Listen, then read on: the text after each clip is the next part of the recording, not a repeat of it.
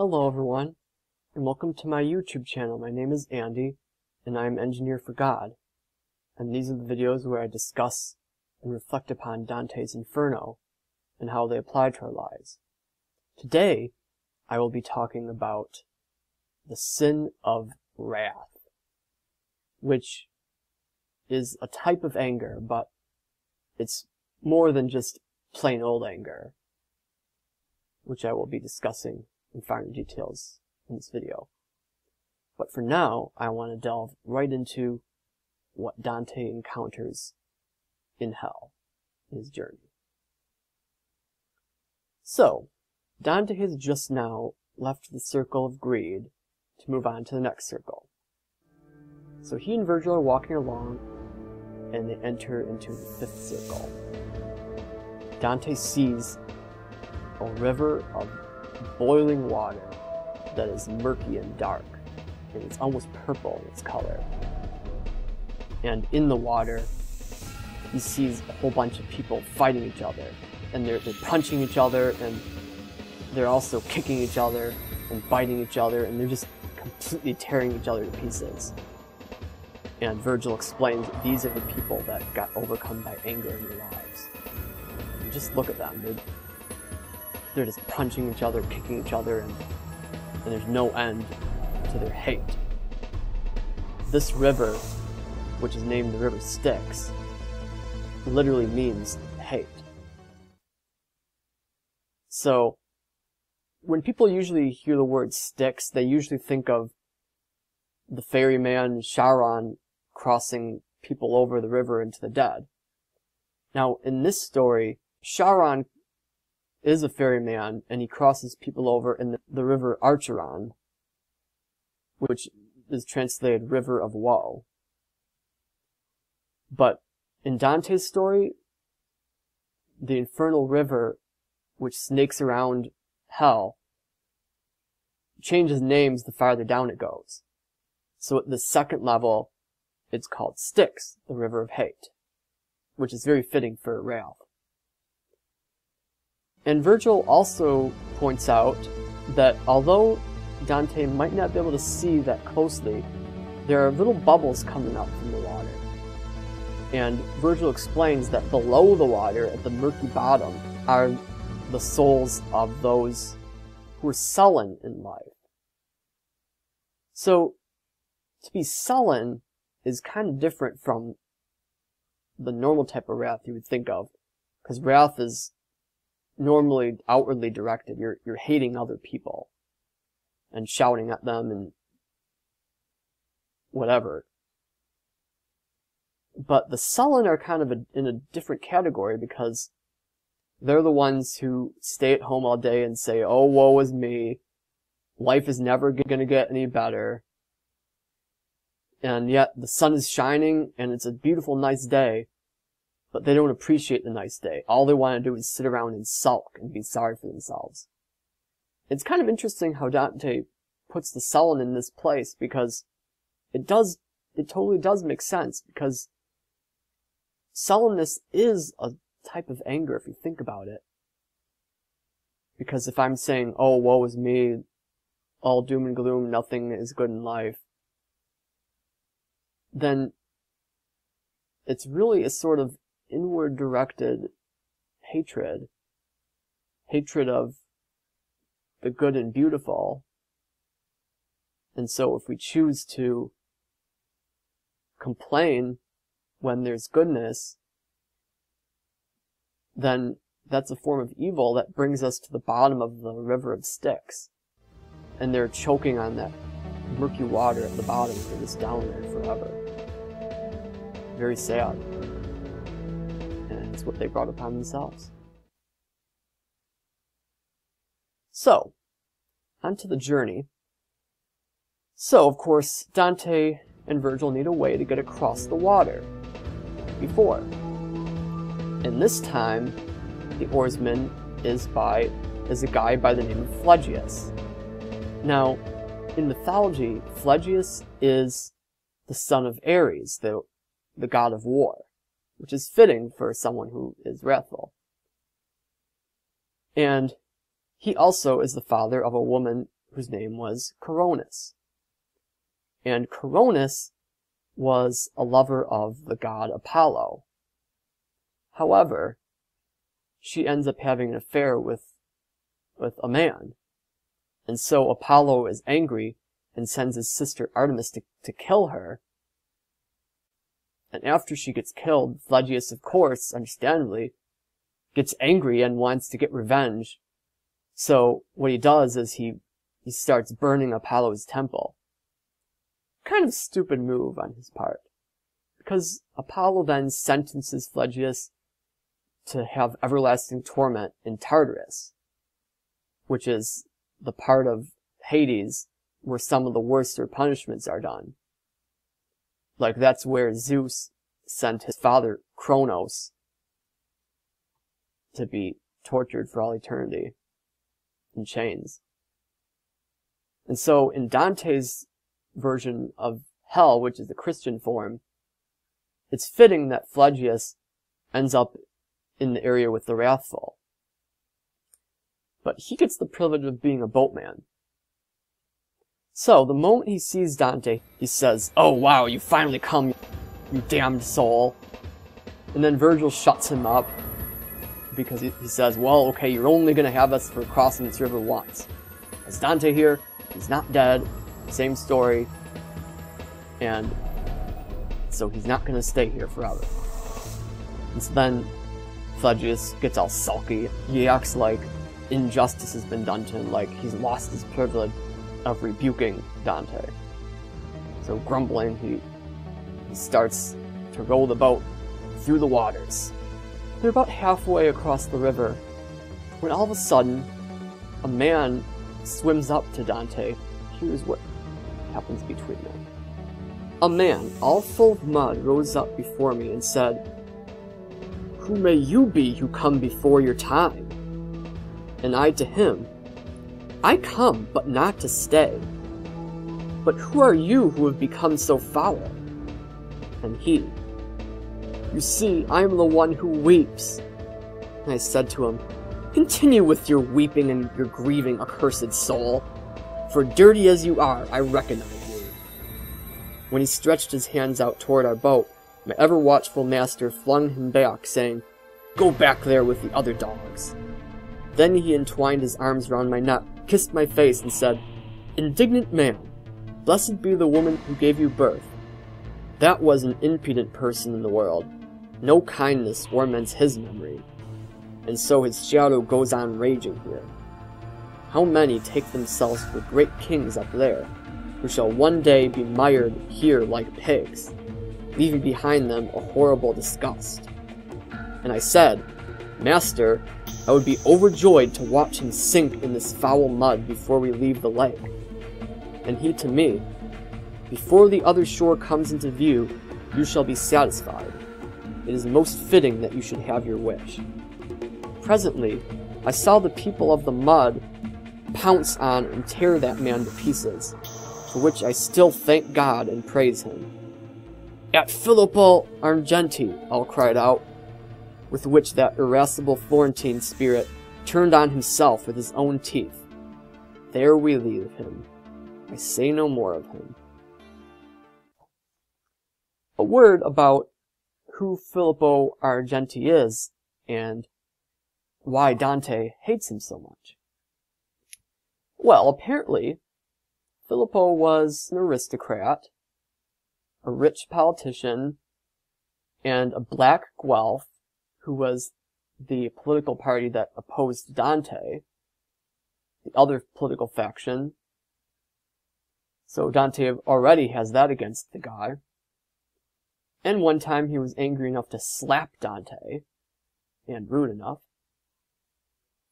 And, to make matters even worse, when Dante was banished from Florence, his brother took all Dante's stuff. And Filippo was one of the people who was railing against Dante's return from exile. So he opposed Dante to ever come back to his own hometown. So as you can see, the personal vendetta is high, and Dante has every reason to be angry at him. Now, one thing critics have to say about Dante is that his, quote, secret sin is wrath. And I think it really isn't a secret sin. I think Dante, the author, is kind of making a statement about his own character, and he's kind of portraying himself in not the best light to show that, well, he struggles with wrath too, like everyone else. But what's kind of funny about this scene with Virgil praising Dante for his attitude towards Filippo, the thing is that in hell, everyone has chosen to be here. So all of these wrathful people hated other people, and therefore they deserve to be hated in turn. And later on in the Inferno, near the end, Dante remarks that in hell, it's common courtesy to be mean to people. And so, by treating Filippo with hatred, he's actually giving him what he wants all along. So he's actually being kind in a way. It's God's justice that's doing this to him, and Dante's glad in God's justice. Virgil is glad because finally Dante is starting to see that we can't really have pity for the damned. Now the thing is that, don't get me wrong, in life, when the people we meet, the opposite is true. We do not want to be wrathful towards other people. Otherwise we're being wrathful, and we'll end up in that place. The only reason that it's okay for Dante to do this, in this part of the book, is that we're in hell. And these people have chosen to be hateful, and they want the hate. They like hate. So that's the only reason why it's okay for Dante to do this in this one particular spot. So Dante gets a pass. Just this once. So now, I would like to bring up a sore topic. Politics. It's a good example because the biggest thing that brings up wrath in our modern culture is politics. Now, before I get into any of the main political things, I want to say right now that I am going to try to be as objective as possible. And the finger does not get pointed at just the liberals or just the conservatives, but both of us struggle with our own version of wrath. And I'm here to point out the weaknesses of both sides, including my own side. So, before you get all wrathful and decide to judge me, just, if you wouldn't mind, just hear me out first. So first, I would like to talk about the conservatives. Because first of all, I'm one of them. I consider myself conservative. And I know what things that we struggle with in the area of wrath as far as politics goes. So for one, we as conservatives pride traditional values and believe in something called righteous indignation, as the late Andrew Breitbart would put it.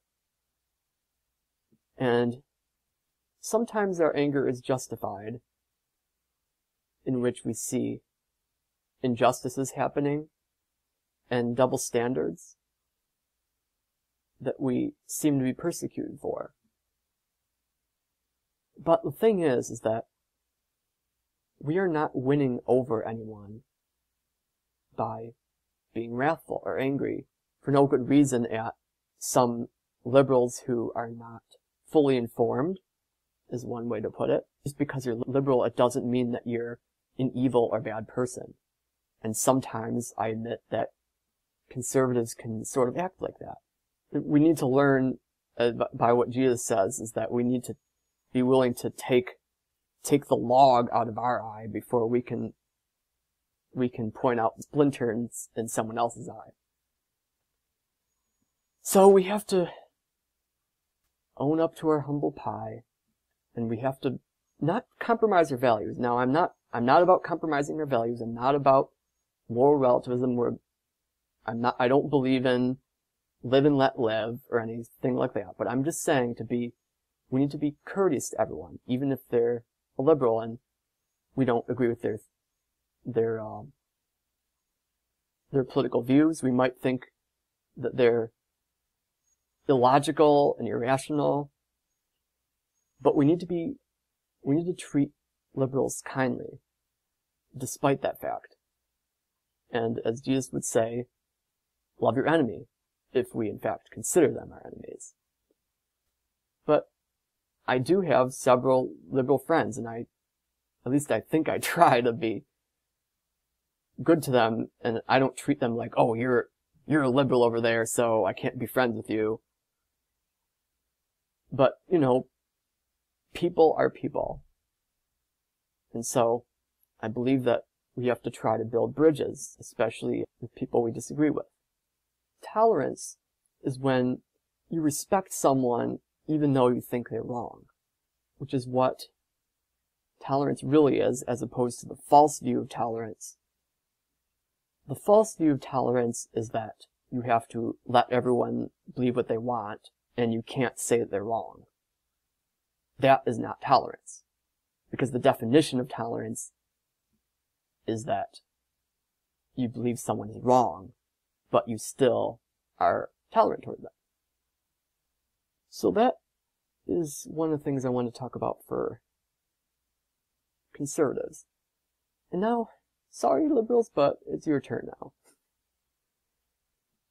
So, one of the things I've been noticing is there are a lot of bumper stickers out there that I see all too often. And one of them is the resist hate bumper sticker. I know some of you are thinking, well, resist hate, that's a slogan of peace, because you want to resist the hatred and bring peace, and you want all the immigrants to be welcome and all that. And that's all fine and good. But, sorry to break it to you, resist hate bumper stickers actually contribute more to hate than not having it. Here's why. The message of a resist hate bumper sticker appears to be that you want to promote peace. But really, to me, at least this is the way it appears, is that you're pointing the finger at conservatives and you're saying, you are the ones that are the haters, and we need to stop you. If you stop and think about it, isn't that being wrathful, actually? Because you're labeling the conservatives as being hateful, and therefore you're being hateful toward them. And so by resisting hate, you are actually promoting hate. The only way to truly resist hate is to promote peace. Even to conservatives, even if you think we're totally wrong about everything. Even if our views are completely screwed up, even with that, Jesus still says to, as I said before, love your enemies. And that means that you don't necessarily have to like conservatives, you don't have to like Donald Trump, but you are called to love Donald Trump, even though you don't like him.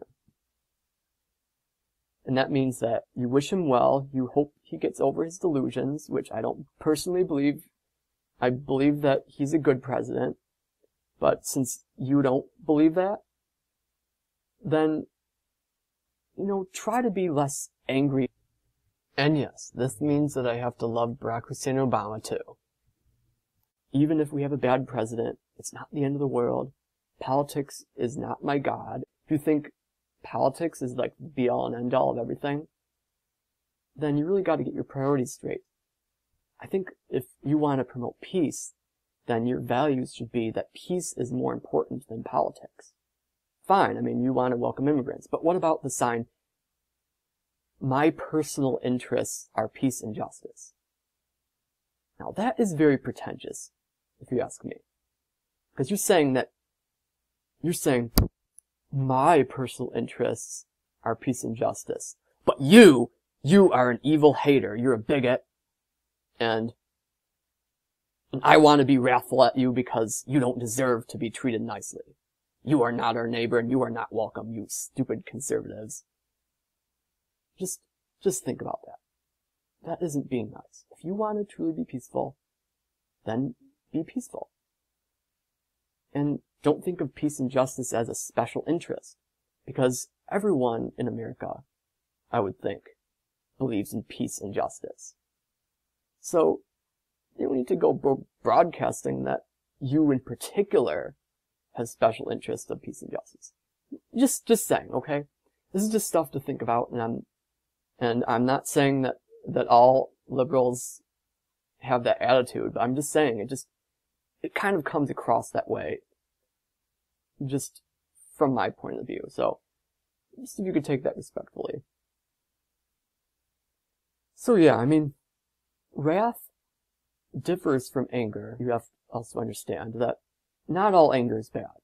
So some anger out of love, then it's justified. Like, for example, Jesus turned over the tables of the money changers in the temple because out of love for God, his Father, he did not want the sacred place to be profaned. And so he turned over the tables out of love, not because he hated the money changers, but because he needed to get his point across that this is a place of worship. It's also righteous anger if a dad has to punish his kids. That's not being mean. He's teaching them a valuable lesson. He's only teaching them that because he loves them. Furthermore, if there's, say, a guy who's Catholic, and perhaps his brother has started living a lifestyle as a homosexual. Now, if the brother who's heterosexual tells his brother it's homosexual, that he believes that his lifestyle is wrong and it's going to hurt him, he's not saying that to be mean to his brother. He's saying that out of compassion because he personally believes that that lifestyle is going to hurt his brother. And therefore, even if the heterosexual is wrong to think that about his brother, he is actually still being loving objectively, if you think about it. Because he believes that that lifestyle is wrong. Even if you don't believe that that lifestyle is wrong, it still doesn't diminish the fact that the heterosexual brother is still doing it out of compassion. And he's not being wrathful. He's not wishing that his brother will go to hell. In fact, just the opposite. He's wishing that his brother won't go to hell. Which is why he's saying it, because he cares about it. This is not the video where I'm going to be talking about homosexuality. That's another video, which you have to stay tuned for. If it's not too offensive to people. I try to be as least offensive as I can. So, see? So, in conclusion, be loving, not hateful. And really, actually be loving, and don't have false lovingness, but still being hateful at the same time. Love everyone. Don't even hate the haters, because if you fight fire with fire, it only makes more fire. You have to get water to put out the fire, not fire. Okay? So, in conclusion,